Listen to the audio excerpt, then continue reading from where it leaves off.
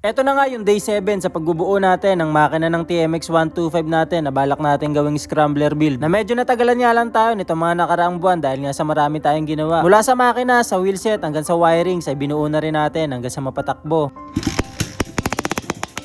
Kung naaalala nyo ay meron tayong mga episode dito simula sa pagkakuha natin hanggang sa pagbabaklas at paglilinis ng mga pyesa. Na medyo natagalan nga rin tayo dahil sobrang dumi talaga pero ngayon ay okay na. Nalinis na natin kahit papaano kaya ngayon bubuuin na natin yung mismong makina. Hindi ako pro pagdating sa pagbubuo ng makina pero inaral ko lang ng konti kung ano yung mga dapat gawin. Pero naisalpa ko na yung block at wala naman naging problema dahil tama naman yung pagkakabit ko. Marami pang pending na pyesa na kailangan ko i-YouTube kasi hindi ko talaga alam kung papaano. Dito nga medyo nagdalawang isip pa ako kung ita-timing ba muna bago isalpak yung head or pwede nang i-timing kahit hindi pa nakasalpak. Pero ang ginawa ko, tiniming ko na siya, sabay sinalpak ko na yung head. Tapos tinono ko na lang gamit yung filler gauge. Napanood ko lang sa YouTube yung sukat na ginamit dito kaya ginaya ko na lang din. Dati nung ginagamit ko tong TMX, likas naman na malagitik na to dahil naka-push rod nga daw. Kaya di na ako umasa na tatahimik to kapag ka nabuo. Wag lang yung ingay ng katok, mali iyon. Okay na mga boss, nabuo ko na yung makina.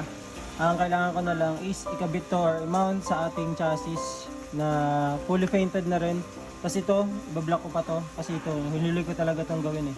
Kasi sasabay ko na ulit i-block. Ito kasi madali lang siya. Wala masyadong mga palamuti sa loob. Kaya binugahan ko lang. Kasi ito, ibablock ko na lang to. Buong makina, kasama pala. Yan. Pero pagka na-short ako sa pintura, ito lang muna. Tapos yun, kabit na natin ito sa chassis.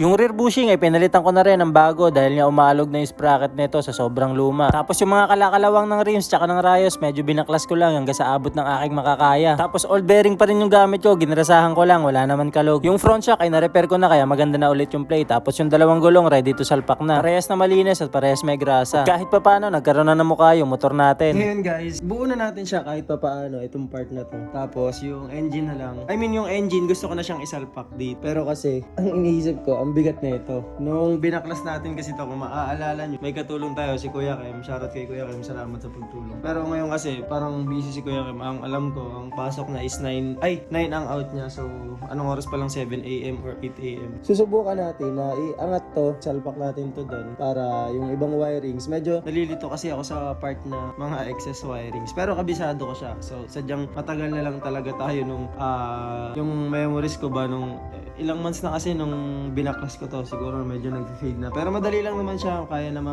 Pero as of now, nandito tayo sa throttle. Tapos ayun nga, nalinis na natin lahat. Yun, in-agenda natin dito. Panoorin nyo kung magmukhang ewan sa pagkakabit ng makina solo.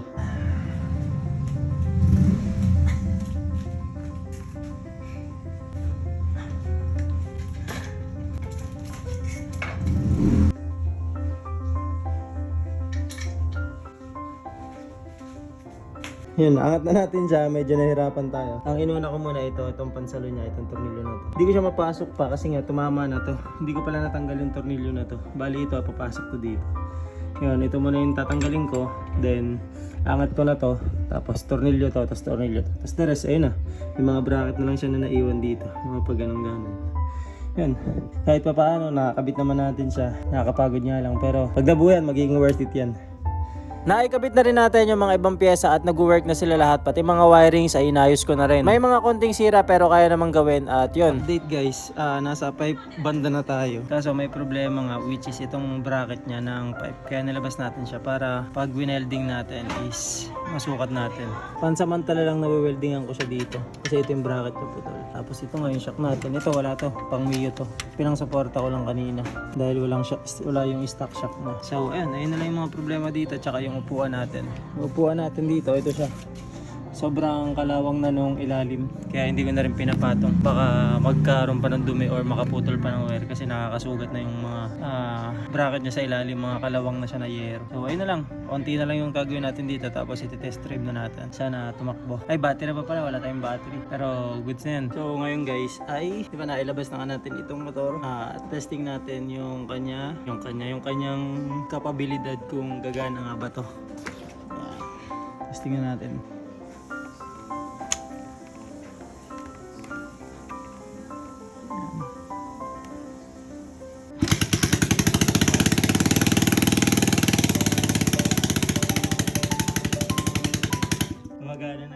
medyo maingay pa siya kasi ito hindi pa to naka-fit gawa no.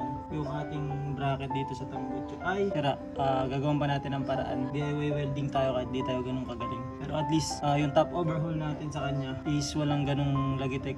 Di pa natin sure kasi maingay pa siya. Pero asahan na natin na may konting lagitek kasi nga push rod to TMX 125. Hindi siya naka-chain. Yun, galing. Pag-check ko nga ng tambucho, may mga nakita pa akong ibang issue kaya winelding ko na to. Pansamantala lang naman to para mapatugtog natin na maayos yung tambucho niya at hindi maingay.